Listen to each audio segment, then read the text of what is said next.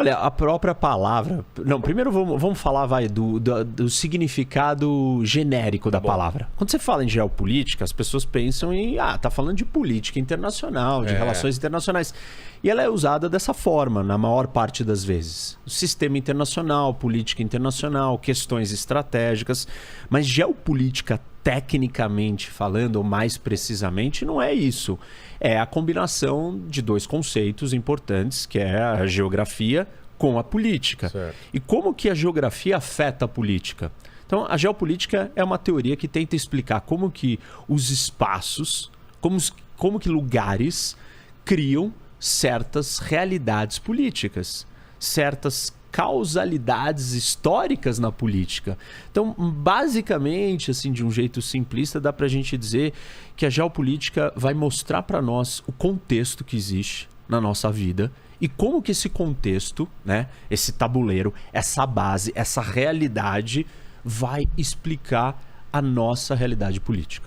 Mas eu vejo também nas suas aulas, nos seus vídeos e na sua participação aqui, que a história está muito presente também. Você não tem como entender geopolítica se não for lá atrás no tempo e entender o que aconteceu, o movimento dessas populações, antigos tratados e tudo mais, né? Então fantástico isso, né?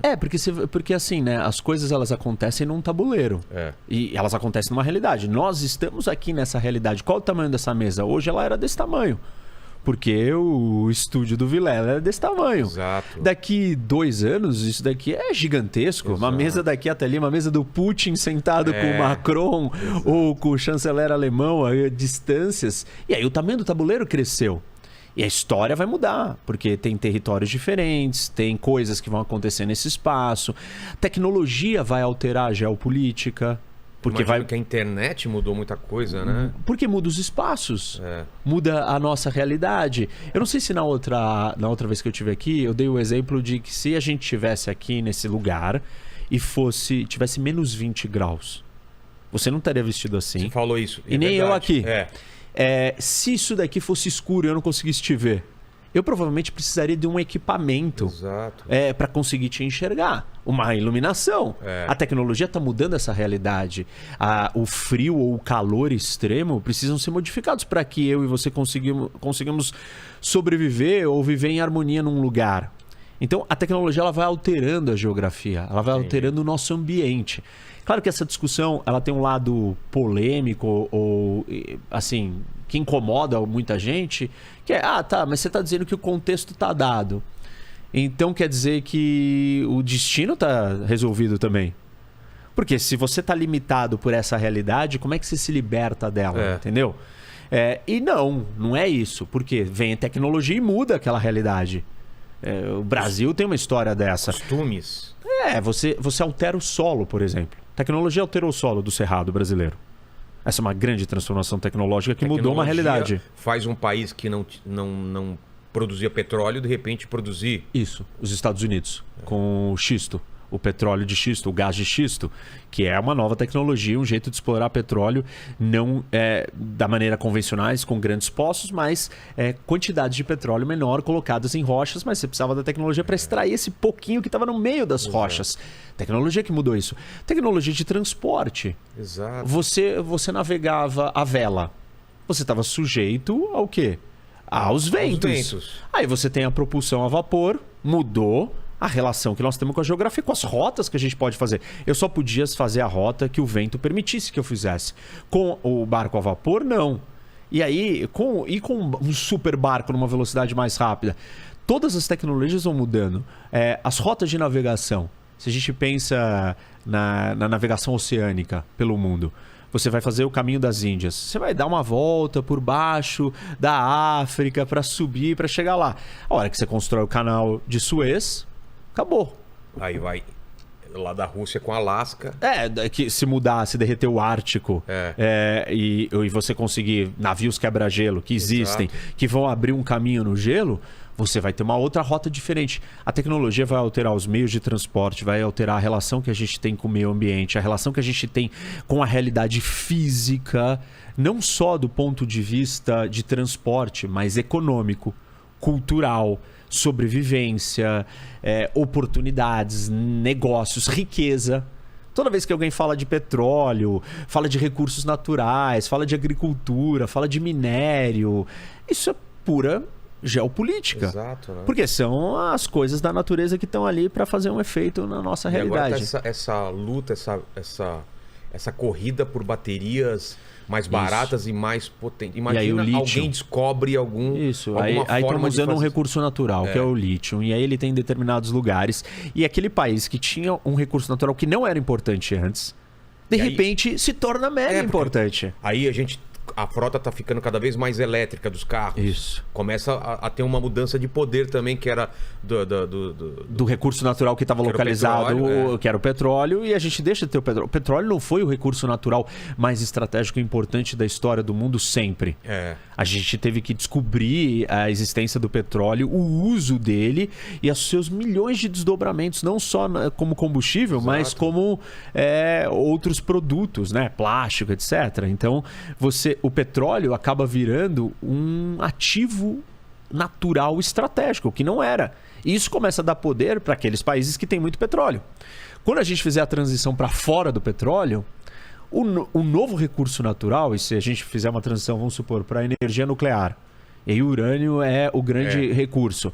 Quem tem mais urânio vai ser mais importante do que quem tem o petróleo. Então, a geopolítica ela está sempre olhando para essas mudanças de rota e de recurso. E o recurso não é só natural, tem um recurso de capital. Que tipo de capital? Sei lá, você criar invenções ou cérebros pensantes capazes de construírem riqueza. Hoje, você tem a indústria da tecnologia muito importante. Por quê? Porque nós estamos na era da comunicação, era digital. Então, aqueles países que conseguirem criar as melhores empresas de tecnologia têm uma vantagem de capital. Isso é uma vantagem geopolítica. Parte da disputa entre Estados Unidos e China se dá por esse avanço de quem vai dominar isso. Nanotecnologia. As novas tecnologias. Rede neural. Robótica, AI. Exato. A inteligência artificial. Então, e você tem players novos agora. Você tinha países e agora você tem mega corporações também. Donas do Facebook, o Meta lá, que tem um poderio de decisão maior que muitos países, né? E não só em capital, mas como ele carrega os dados das pessoas. Eu estava vendo, não sei se foi um vídeo seu também, essa discussão sobre o 5G, né? Isso é muito importante. Muito importante, que a China, o pessoal tem medo... Qual que é a empresa? A Huawei. O pessoal está com medo de deixar ela entrar porque ela vem com a vantagem do 5G, mas também... E aí a Rússia, pela proximidade da China, prefere a China do que os Estados Unidos entrar com o 5G. Então tudo isso não é só... Quem tem a tecnologia melhor? É quem eu vou me aliar, quem eu vou deixar entrar. Cara, é muita coisa. Porque o que a gente tem que entender? Que a relação humana, ela não é pacífica. E isso é uma premissa básica para entender a geopolítica. Porque você vai falar assim, não, mas por que faz diferença o outro ter mais recurso que eu? Porque existe escassez. Quando existe escassez e eu preciso daquele recurso, eu vou brigar com você. Você não vai virar e me dar a sua comida... se você corre o risco de passar fome. Então nós vamos brigar por aquela comida. Nós vamos brigar pelo território mais fértil, que produz mais comida. Parte do que nós vamos falar hoje sobre a Ucrânia... Tem a ver com isso. Absolutamente. Gás natural. Isso, tem a ver com aquecer a sua casa no inverno, você sobreviver no frio, a sua indústria funcionar, você ter eletricidade, você ter comida. Então... Mas é isso que é fascinante. A gente vive um momento de paz, né? Durante décadas e décadas de paz. A gente pode dizer que tem uma eclosão de uma guerra aqui ou lá, mas a gente vive um momento de paz, certo?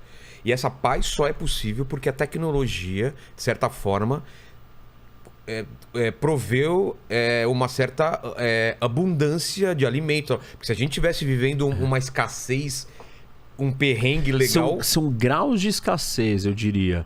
Porque a gente não pontuais, né? A gente não tem abundância plena. Não tem. Por quê? Se tivesse abundância plena, não teria porque a gente ter problemas de um ter uma coisa e o outro não. Exato. Aí não teria esse problema. Mas como existe escassez na vida, e é muito difícil quando você fala isso do ponto de vista de discussões políticas e ideológicas mais profundas, o não reconhecimento da existência da escassez causa percepções sobre a realidade bastante distorcidas. Como assim? Tem gente que não tem isso. Aqui tá Isso abundante. É injusto. A pessoa parte da premissa que tem para todo mundo. Que tem água para todo mundo, por exemplo. Isto é uma falácia. Não é? Não, água tem pra caramba. Isso é uma falácia. Não temos como dar comida para todo mundo. Não temos. Não temos. Nós não temos essas condições. Por que não temos? Porque existe escassez.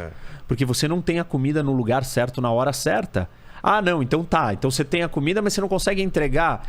Não é qualquer coisa não conseguir entregar. Grande problema da Rússia, por exemplo, e eu vou falar disso depois, não ter grandes centros urbanos na grande parte do seu território é porque as distâncias são tão gigantescas que você não consegue levar o alimento até ali. Então não tem como você construir uma grande cidade, você não vai ter comida. Então, assim... Muito disso... Água também, né? Água, condições propícias à vida. Quais são as condições propícias? Certos climas são mais propícios à vida humana do que outros. Morar num deserto, seja de gelo ou de areia, não é um lugar habitável. Não é um lugar propício para você construir grandes cidades. Isso pode acontecer? Claro que pode. Dubai é um exemplo disso. Injeção de muito dinheiro. Só que é exatamente isso. Tem um custo ali. Qual o custo? O custo do funcionamento de um ar-condicionado em Dubai. As pessoas, para você ter uma ideia, Vilela, elas passam, deixam seus ar-condicionados ligados 24 horas por dia durante 365 dias por ano. Por quê? Porque você vai gastar mais energia para climatizar a temperatura de novo se você ligar e desligar. Entendi. Então eles deixam ligado. Mas para você deixar toda essa quantidade de ares condicionados ligados, você precisa ter muita energia.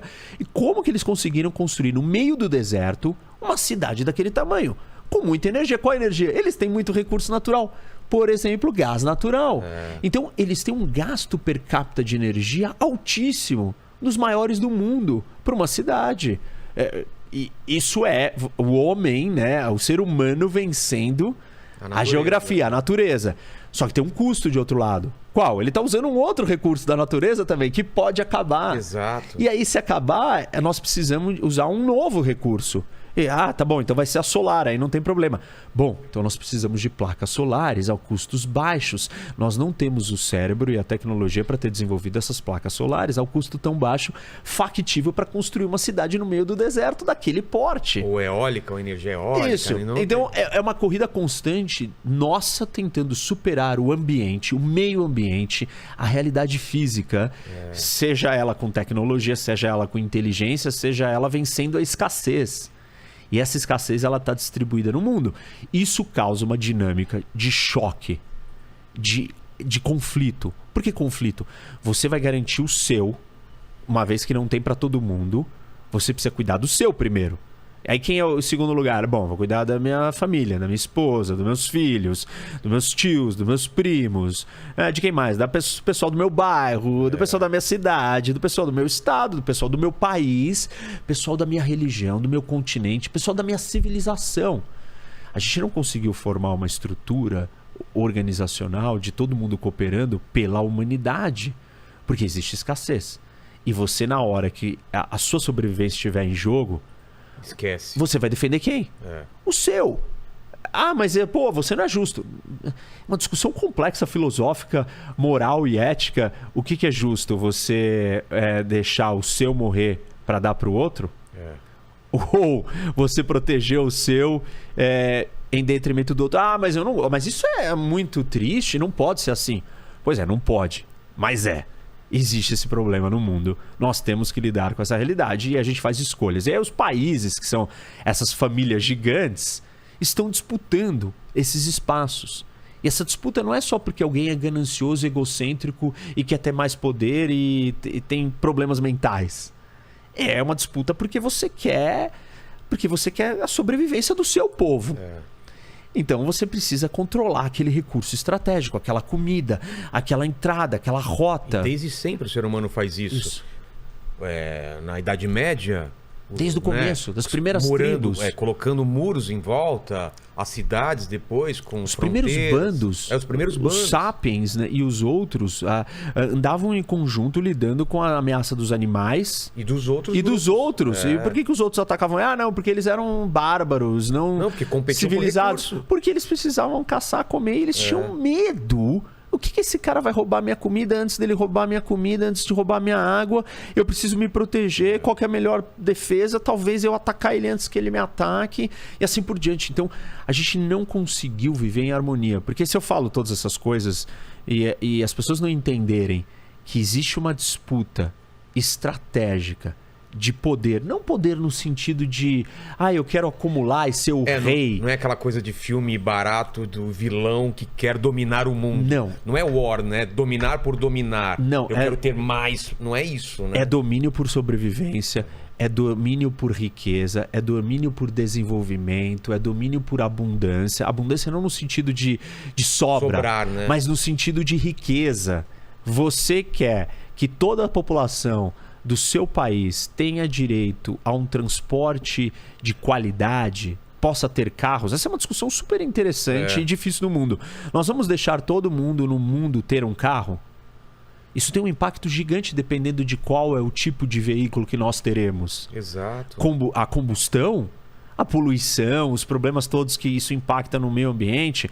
Não, vão ser elétricos. Bom, tá bom, elétricos, elétrico precisa de energia. Se não é o petróleo, é o quê? É carvão queimando? Não, é nuclear. Não, nuclear eu não gosto. Entendeu? Você não consegue fugir. E tudo isso acaba culminando, né, ou afunilando num grande tabuleiro de disputas estratégicas de altíssimo nível.